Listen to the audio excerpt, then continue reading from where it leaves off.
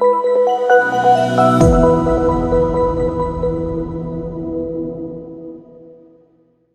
want to talk about all things hydrogen. Just before we went for lunch, we were talking about clean cooking. And Shuja Amariati really challenged us about clean cooking. And we've been thinking about that quite a bit over lunchtime. And we'll continue to think about it as we progress. Because somehow in this continent, we like to cook. We don't like to eat cold things.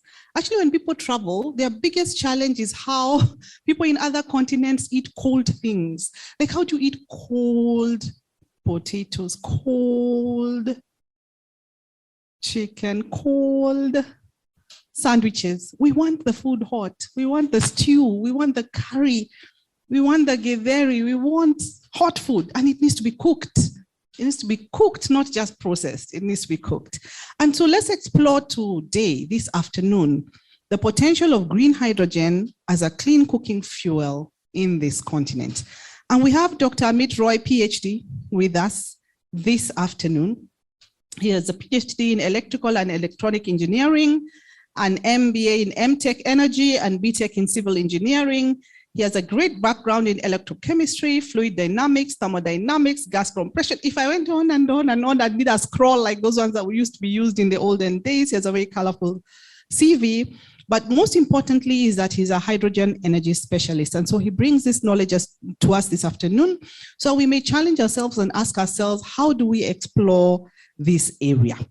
He is the CEO and founder of NGAS Global. Previously, he was the CEO and founder of Rehydrogen, and he's just been in this space for a while, and it's what gets him going, it's what captures his attention. He also is a knowledge transfer enthusiast. He's a senior lecturer at the School of Energy and a course leader, BEng and MEng at the University of Portsmouth. So teaching, talking, passing on knowledge is something that he's passionate about. He doesn't just keep it to himself. He's here to share with us his expertise. He's here to share with us his knowledge this afternoon. And so Dr. Amit Roy would love to welcome you with a great round of applause the way we are doing it. High energy. This is the World Energy Day conference. Please talk to us. Over to you. Thank you so much. Such a beautiful introduction. And when you say we want to eat hot food, we don't want cold food, that resonated with me too, because I came from India and I'm living here in the UK for the past 20 years. And I still feel that the hot food is the best food. So I hope I can touch a little bit about the role of hydrogen in that direction as well. So I want to share my screen. Hopefully you can hear me okay and see my screen. Can you see my screen? Yes, we can see your screen and we can hear you loud and clear. Please proceed. Very good. Thank you. So my name is Amit Roy, the founder, CEO of my company, NGAS Global Limited. And today we'll be exploring the potential of green hydrogen as a clean cooking fuel in Africa. So my journey, a little bit about my background. I have been working in this sector of hydrogen energy, hydrogen production, hydrogen storage, compression, and using hydrogen for the past 20 years in the UK. When I came from India 20 years ago, we built the UK's first wind solar hydrogen demonstration project of 9.9 megawatt hours. It was quite a decent scale from a PhD research point of view, as we were students at the time. And after that, I started a spin-out company during our PhD from Loughborough University called Bright Energy, offering consultancy services to large utilities like E.ON and many other companies. And then towards the end of the PhD, we started a fuel cell company called AFC Energy PLC. And we floated on the stock market in 2007. So within 1.5 years of formation of the company, it was listed on the stock market and it has grown rapidly. So I was there as head of fuel cell, business development manager, but also looking the actual innovative part as well as the chief scientist at the same time. After AFC Energy, after working in fuel cells, I then started my own companies, RE Hydrogen, NGAS Global and NGAS UK, to look into hydrogen production, because I believe hydrogen market is much bigger than the fuel cell market, because the applications of hydrogen is vast. I have been a member of the UK's Green Hydrogen Standards Committee appointed by the UK government, currently a member of OMIL, is an international organization for legal metrology on gas metering for product safety and standards, again appointed by WASE, Department for Energy and Industrial Strategy, by the UK government. So, can hydrogen solve the clean cooking challenges? You know these more than many aspects that affects everyday life. That 4 million people die each year due to indoor air pollution, and the vast majority of them are women and children, and that is according to WHO. 2.4 billion people rely on solid biomass for clean cooking and heating. This is according to international energy agencies. How many people we have in the world? Maybe 6 billion, and 2.4 billion people, that includes India, my country, Africa, and many other countries around the world rely on solid biomass for cooking or heating. In the UK, we use sometimes wood to burn, to generate heat, to heat the homes as well. But I'll be focusing on very much Africa, India, where clean cooking is a challenge and how we can address that. When I was a child, when I was young in India, I have seen cooking in using biomass in our own home, or coal, using coal. It was very smoky. I remember that very, very well. So Sustainable Development Goal number 7 tracking report estimates that 1.1 billion people in the sub-Saharan Africa will still rely on traditional cook stoves in the next 8 years. And in the sub-Saharan African region, 93% rural population lacks access to clean cooking, and 71% are in urban areas. These numbers are high. I know there's a lot of discussion, a lot of activities going on to electrify using solar photovoltaics, which is great because solar is getting so cheaper these days that the actual solar cells that is actually producing electricity is cheaper than the aluminum frames which holds the solar panel together. So that is the reality. When I came to the UK 20 years ago, people say, why are you wasting your time on renewable energy? Because solar is so expensive. Things has changed significantly. Solar is one of the most cheapest source of electricity generation. For large scale bids are going on for 1 pence a kilowatt hour, for example.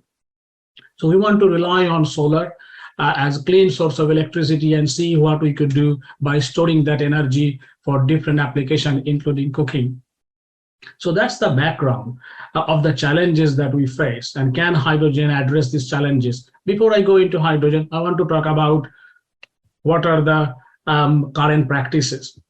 Firewood, definitely one of the most dominant one, firewood, using firewood for cooking, but that causes vast deforestation, causing some social issues as well, cutting trees and things like this. I have seen in India too, to some extent.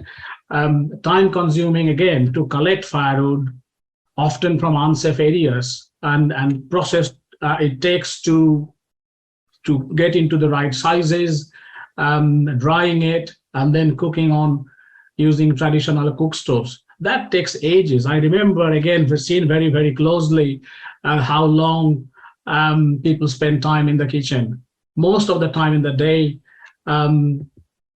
women, and talking about our own family back then, spent a long time before the LPG came. Now, air pollution is part of the firewood-based cooking, and that causes challenges like eyesight, all sorts of respiratory disease, and unfortunately death as well. So I would say the lack of clean cooking has a disproportionate impact on women and children that we need to really address. Half of the population is affected by this. LPG is another solution that we use. A lot of funding, a lot of money being spent on LPG, but it's not cheap, it's not sustainable, it's not forever, often imported and often not available where we need. So these are the current practices.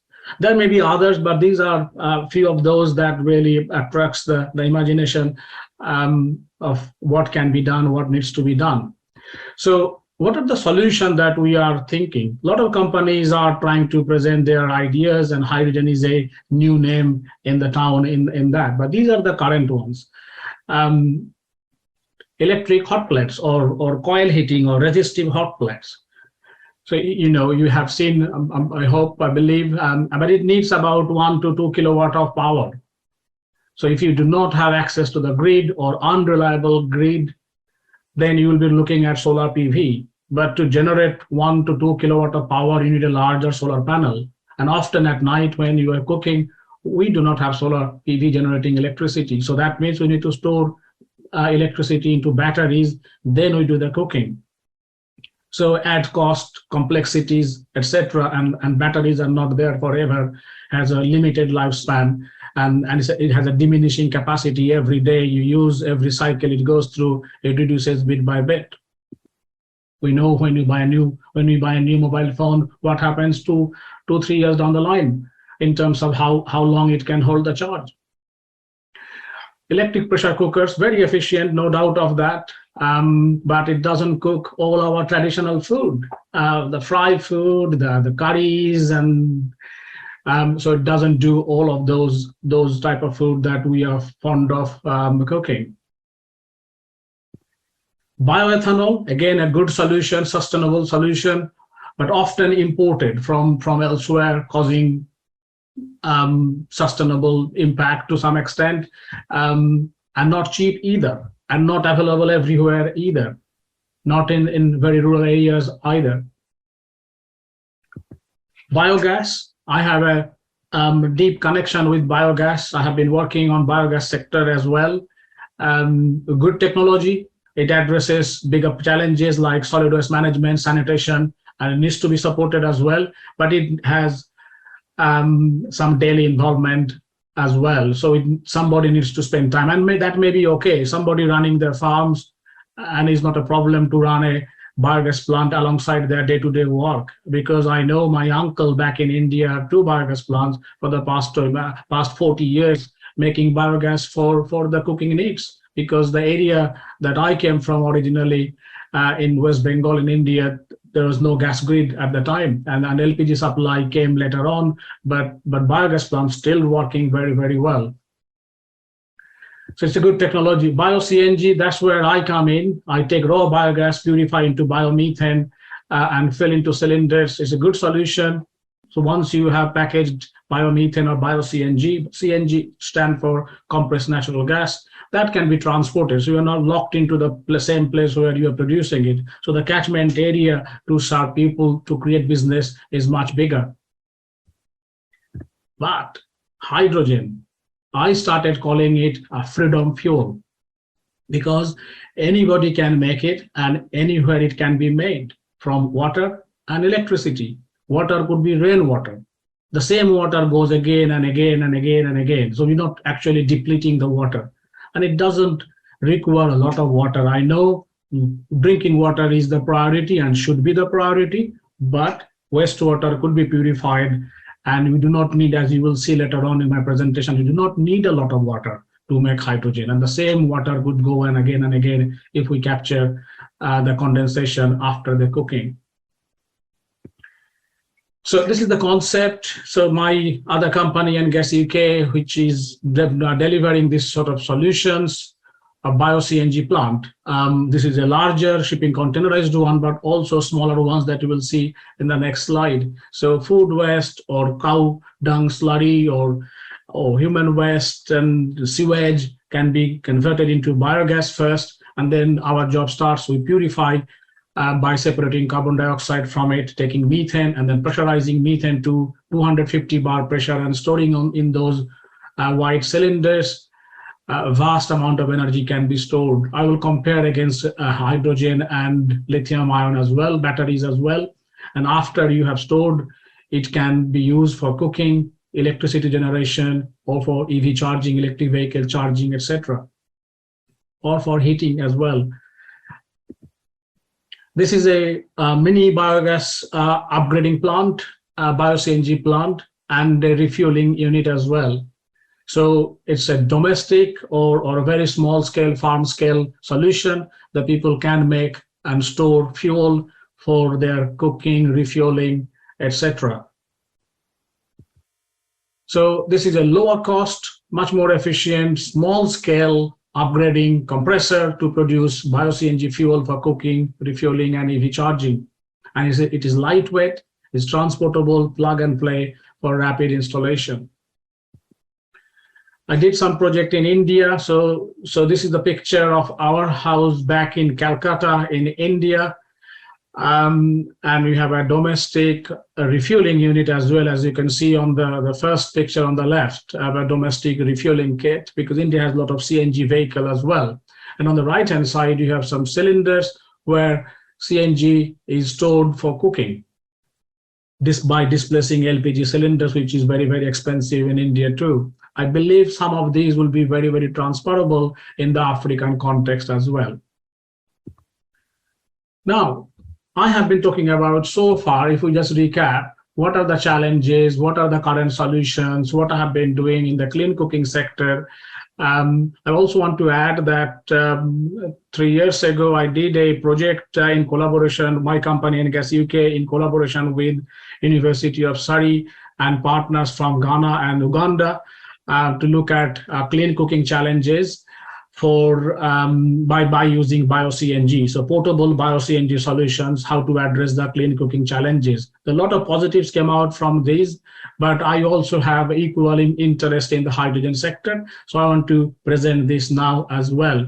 So I'm not ruling out bio-CNG or hydrogen. I think we need both. Both are sustainable, so it needs to be suitable in the right context where it needs to be. So this is the concept.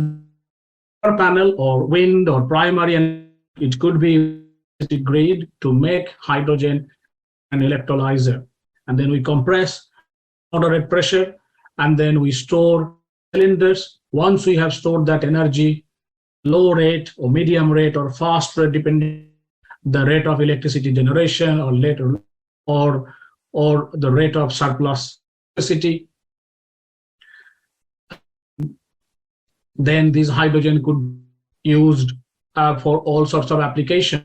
So that includes electricity, heating, water, and cooking.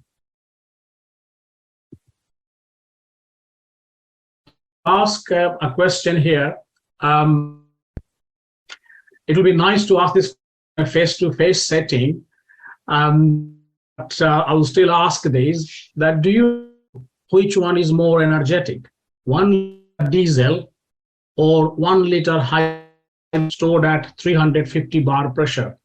So same volume, 1 liter diesel versus 1 liter hydrogen in a cylinder, but stored at 350 bar pressure.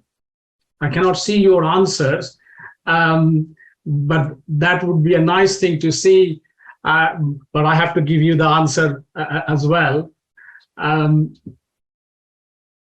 answer is what I don't see normally from people, because most cases people give the opposite answer. So the correct answer is this: diesel has 10 times more energy than 1 liter hydrogen, even if it is stored at 350 bar pressure. So diesel is way more energetic. Let's ask the second question. Which one is more energetic this time? 1 liter diesel or 1 liter liquid hydrogen this time? So very, very, very chilled, very, very cold liquid hydrogen. Often people say it must be hydrogen this time, but the reality is no, still diesel and still 4 times more energetic. So what does it mean? There's a lot I could go into this sector, because what I'm trying, hydrogen is safe due to its lower energy content if the correct instructions are followed. I could go into flammability range, diffusion coefficients, etc., and all those aspects, each of those aspects actually makes it favorable and safer. Obviously that message needs, this is a bit technical, that this message needs to be percolated down the society, that when LPG came, I remember a lot of people feared. And some accidents happen because people are not using it correctly. But now it's become a normal thing. Because hydrogen has much less energy than diesel, it's bound to be safer. So I want to show some pictures, what I have done, what I have been doing currently. This is a very recent project that we have completed at Portsmouth International Port here in the UK. This is the UK's Royal Navy's headquarters as well, and our University of Portsmouth School of Energy and Electronic Engineering is here in this city. So this is my electrolyzer, which my company NGAS Global made. It's a containerized solution. You can see on the left the stack at the bottom where water and electricity is fed. It makes hydrogen and oxygen, which is then purified using various processes, using those kits that you see through this picture. And then on the right-hand side, you have a controlling unit where we can control, run, measure, monitor things.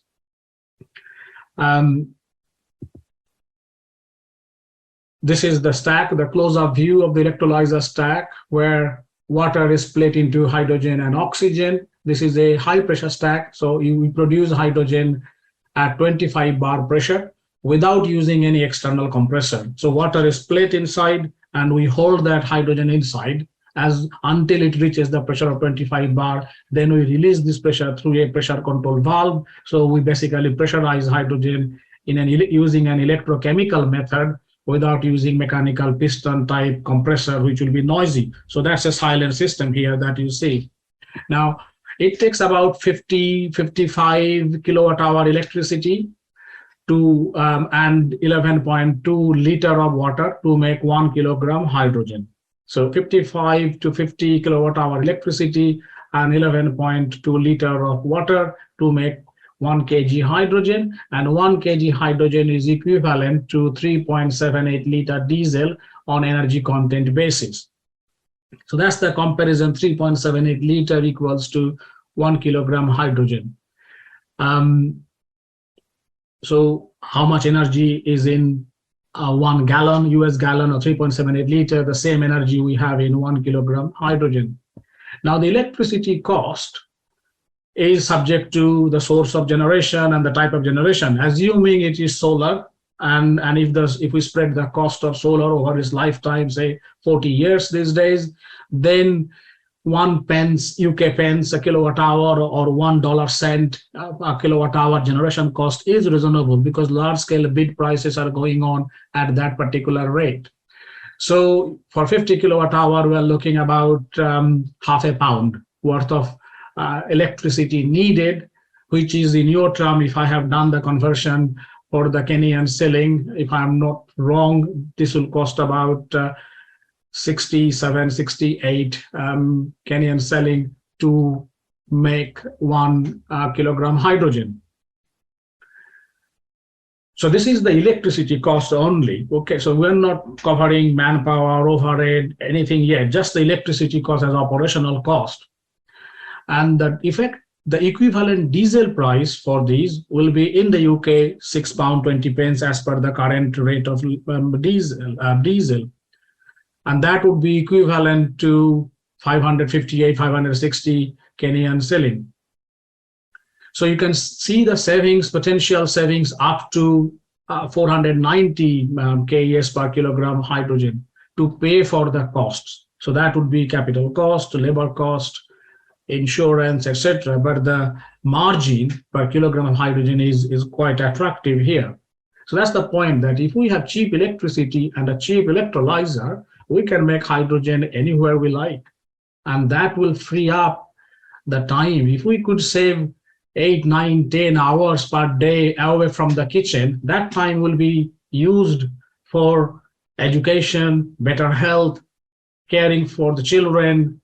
You women will have a lot of extra time for more value-added activities than being in the kitchen. So this clean cooking has a big impact in the socio-economic impact if we could free up their time. So that is what I'm saying, that it's a freedom fuel. If we could make this electricity at home and convert that into hydrogen gas, then we have a solution that will benefit in many, many aspects of our life. That's not all. For every 1 kilogram hydrogen we make, there is 7.8 kilogram oxygen is also produced as a free byproduct. During COVID, a few years ago, when India was really struggling to supply oxygen to remote places, I then switched my head from hydrogen to oxygen, because we can produce more oxygen than hydrogen from an electrolyzer. And it's a free oxygen, or whichever you look at. Hydrogen is free or oxygen is free. So this is another project that I have done before. We have 9.9 megawatt hour hydrogen storage here.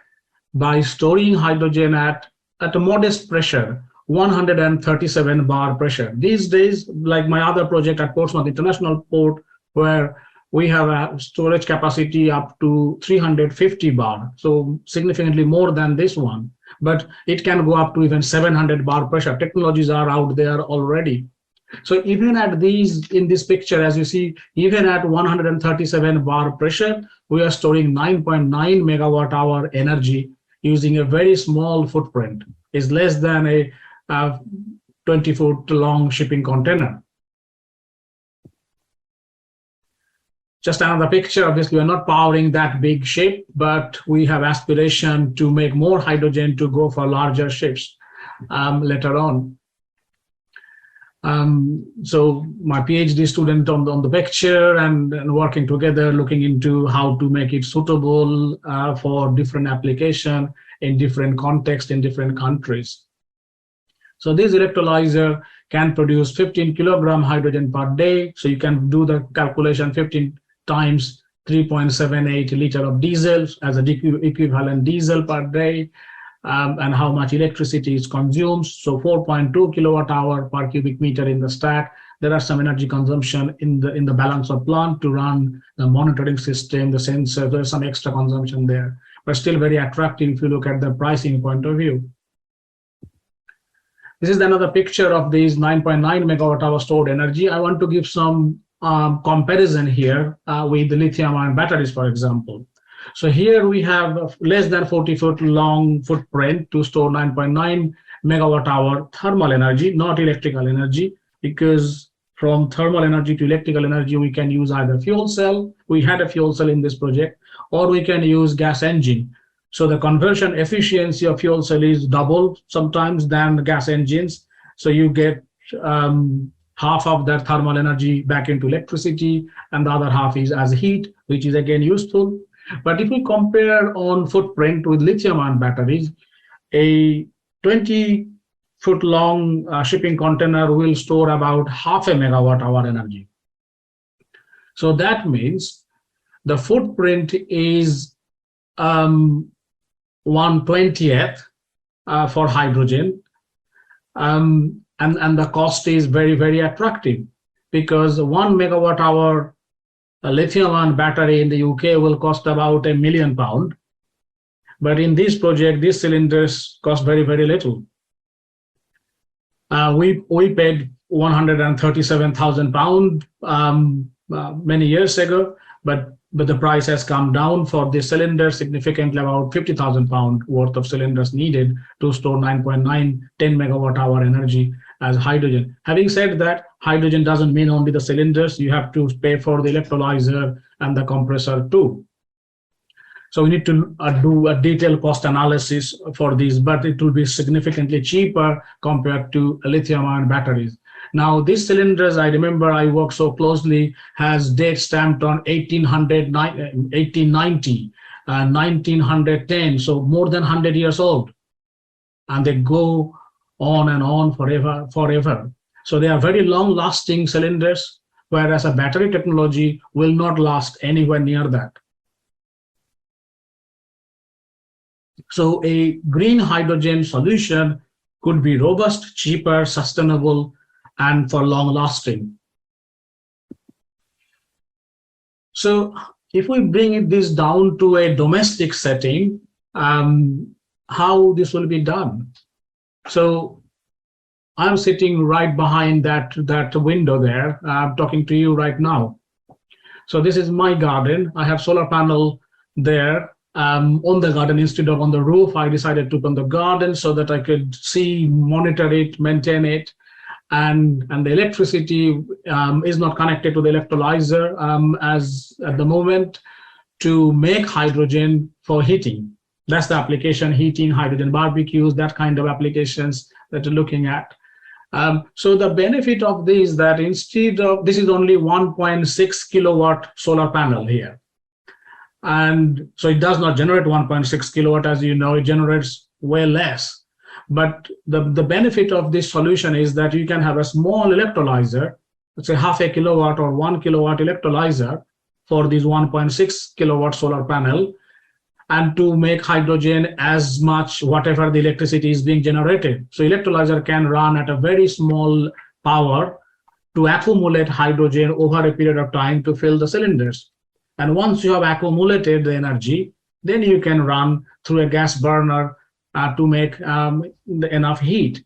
So if you want to do the same thing using a hot plate electric cooking, then you need to have a big battery as well to store this and then discharge 2 kilowatt power to make it hot enough. So hydrogen can be actually beneficial in that sense, because you need a smaller electrolyzer, and you can see these pictures.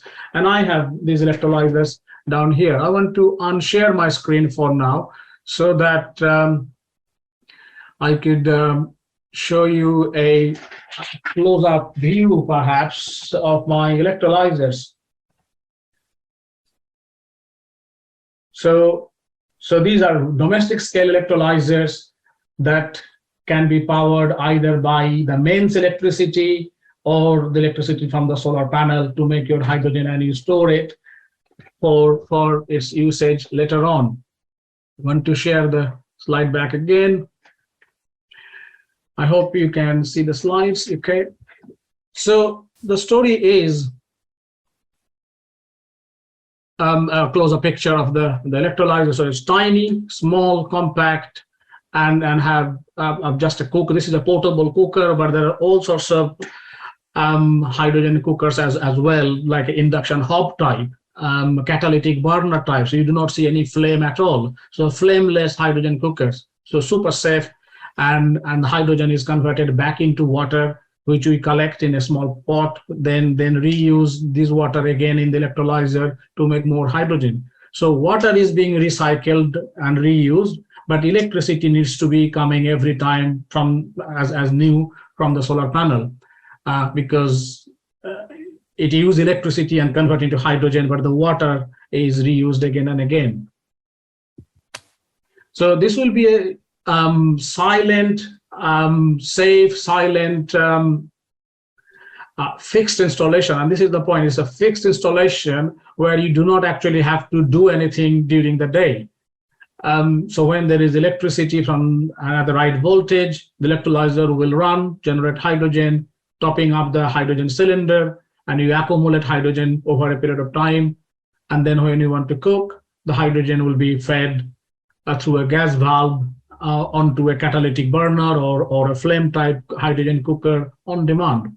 And the byproduct will be reused again and again. So it's a fixed installation, and that is the advantage compared to bio-CNG and biogas type, because that's where you have to get some involvement. Solar hydrogen and battery, solar and battery is again a fixed installation and quite flexible as well. But the advantage here that it doesn't need large solar panel or a large enough battery storage, because we can use and accumulate over a period of time. And cost of hydrogen storage using cylinders is significantly cheaper than a comparable hydrogen, comparable lithium-ion battery or lead-acid batteries.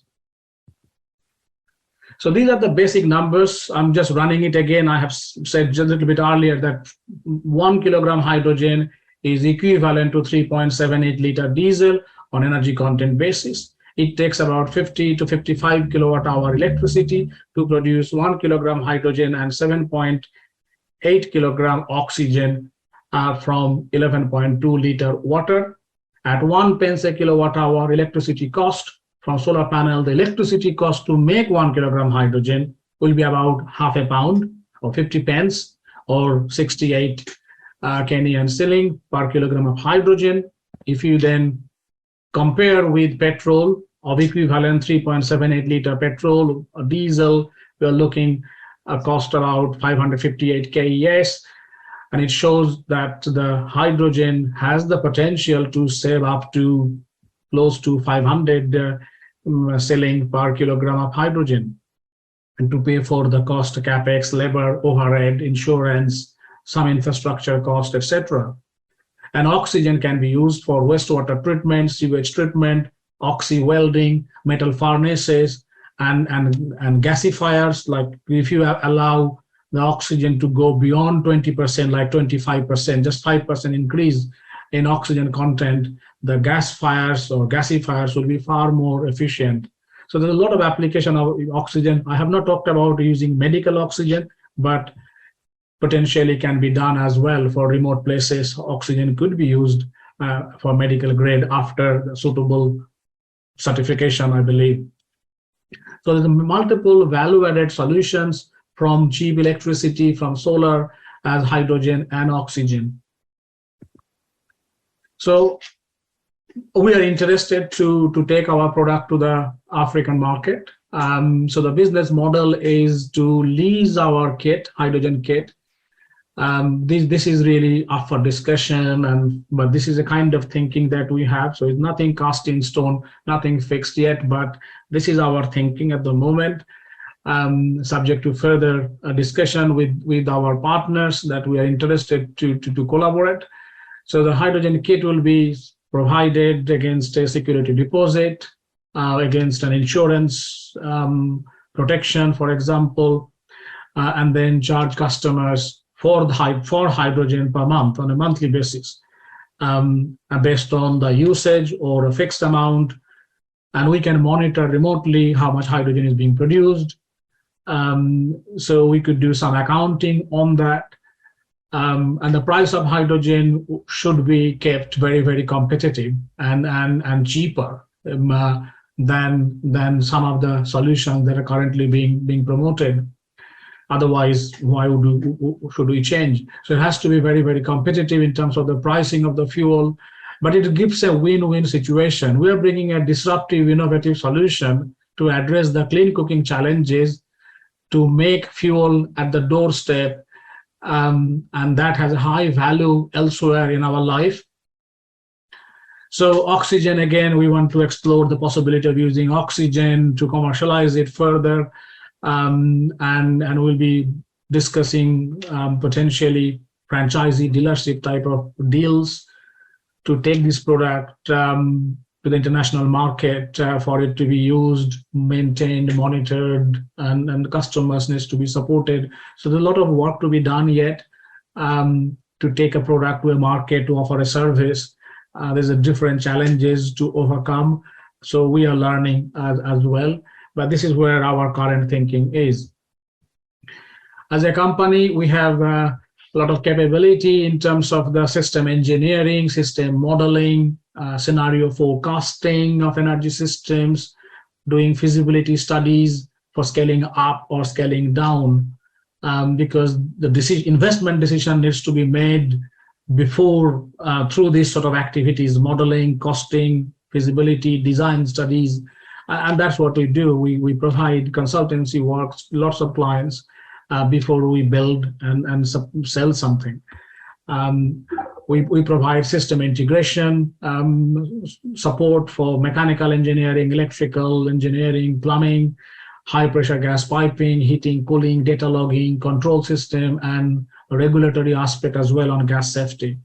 So we cover the number of aspects of hydrogen energy value chain, from production, compression, storage, and either fuel cell or gas engine to produce either electricity or heat, or as a fuel for direct usage in gas engine, because diesel engines or diesel vehicles can be converted to run on hydrogen. Petrol engines can easily be converted to run on hydrogen, or CNG engines can be converted to run on hydrogen gas, or hydrogen can be blended with CNG or diesel or petrol as a mixture fuel to run on existing IC engine, internal combustion engines. So there's a lot of flexibility there, hydrogen to go into the existing ways of using energy. So As you can see in this picture, there's a compressor on the floor at the back of the shipping container. So you show the picture, the front of the electrolyzer and the back of the electrolyzer inside the same container. We have the system engineering there. So that's me. Thank you very much for your attention. Do you have any question, please? You have told us many things. We failed the exam of diesel versus hydrogen. I know you failed. I will not ask you for your results in the room. And so you have woken us up this afternoon. We are here to listen. You are preaching the good gospel of green hydrogen, and we are here to run with it. Freedom, you've talked about it as freedom fuel. This word freedom is so close to our hearts. In the last few months, we've been saying freedom is here, freedom is coming. Now we are talking about freedom fuel. Good people, we are here to listen to this at this time. So questions for Dr. Amit from the room, and I think there were some online which you so graciously responded to earlier. So let's take one or two questions for you before we can then progress from there. All right, let's pass the mic around. Yes, Hans? All right, Dr. Anna, right behind you. Thank you so much for such a wonderful presentation. My question is, knowing that Kenya and most of sub-Saharan Africa, we are a water scarce nation. And so I'm sure most of the households are grappling with high cost of water, electricity. So how will you model your concept to cover especially the remote places? So because they have the two type of scarcities, the water and electricity. Very good question. Dr. Amit, let us take 2-3 questions, then you can answer at once. Is that okay? Mm-hmm. There's another question at the back of the room, and then you can take those 2. Thank you. Oh, there's 3 and 4 questions. All right. There's 4 questions coming up. Please get your pen, paper. Yes, please proceed. Okay, thank you. My name is Jilly. I'm an electrical engineer. However, I work with the Directorate of Occupational Safety and Health Services, Nairobi. My question is that we are talking also about cylinders. So if they come to our villages, there's a safety aspect. They will need to be maintained. They will need to go their statutory maintenance for the cylinders. And what about the safety aspect of using the hydrogen gas? Because from Google, I checked it is very flammable. It means we have to teach the people at the community how to use it safely. Right. So how can we go about it? And then also, I did some calculations. I don't know whether I'm right. When we talked about 67.7 Kenyan shillings per kg to produce the hydrogen gas. When I did it and compared with LPG gas, the 6 kg LPG gas, when we refill it, it is averagely at 1,300 Kenyan shillings. And for this one, it will go up to 1,030 Kenyan shillings. So if we compare the cost of being sold to the village, it will be a bit high, or even at almost the same amount. Thank you. All right, thank you. A question there on costing, some mathematics, and a question on occupational health and safety. There's 2 questions on that side of the room. Evening. Thank you so much, Dr. Mita. My name is Habiba, and my question is about, is seawater preferable for production of hydrogen gas? Considering the seawater has a lot of salt and other minerals, can rust up machines quickly within a short period of time. Thank you. Okay. Viability of seawater for this production process. There's a question there. We ask that you keep it short and sweet. Okay, thank you. My name is Kelvin. And my question is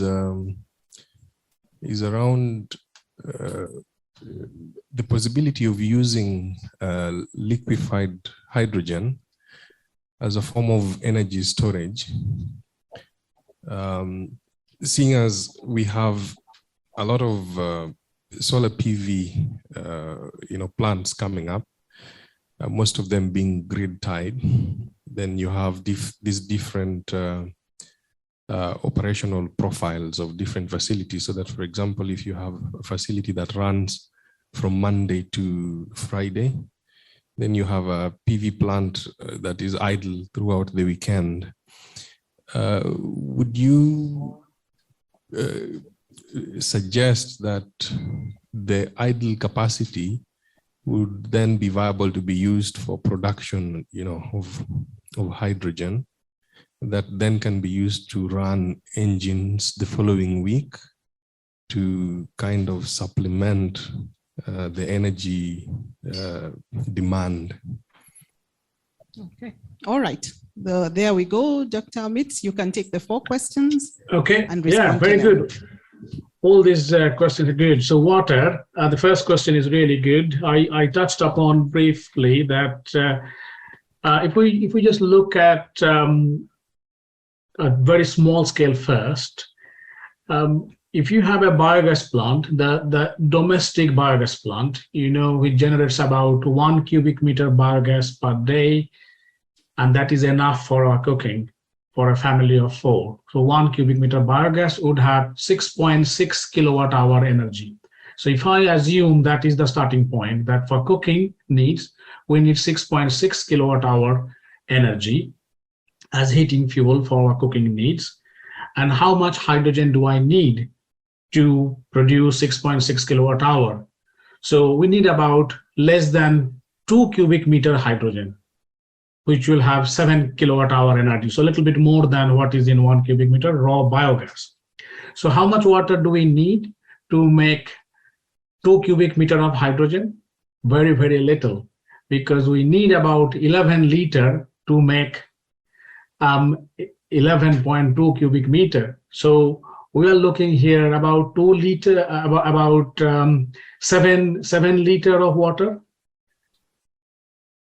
to make hydrogen for our daily needs. And this water will be reused again and again. There will be some evaporative losses. So 7 liter of water is needed to start with to make enough hydrogen for our daily cooking. And if we could supply this water from somewhere else, if there is no water at all to start with, so the whole plant could come with a water tank, and this water could be going again and again in a closed loop system. There will be some losses though. So I totally agree that drinking water is the most important thing, and this is the way how much water is consumed. So I may not have answered it fully based on how important the drinking water and how scarce it is, but these are the numbers, and in some cases it may be okay. In some cases it may not be enough to justify to use hydrogen. I accept that. Second question, Jilly, you asked about the cylinder safety, etc. Basically, hydrogen is used all the time in many parts of the world using standard cylinders. So as long as you use certified cylinders, follow the safety rules, because for example, in the UK, every cylinder has to be certified and recertified after every 10 years. And if you follow the valves and cylinders, we should be okay. We do not hear any news about accidents associated with hydrogen. Do we hear that? Probably not. What we hear about Hindenburg, that happened many years ago, even before I was born, and that was nothing to do with hydrogen, to be honest, because fire was created for something else, which then gone into the hydrogen storage. If there was a diesel in that plane, then that would have an even bigger impact.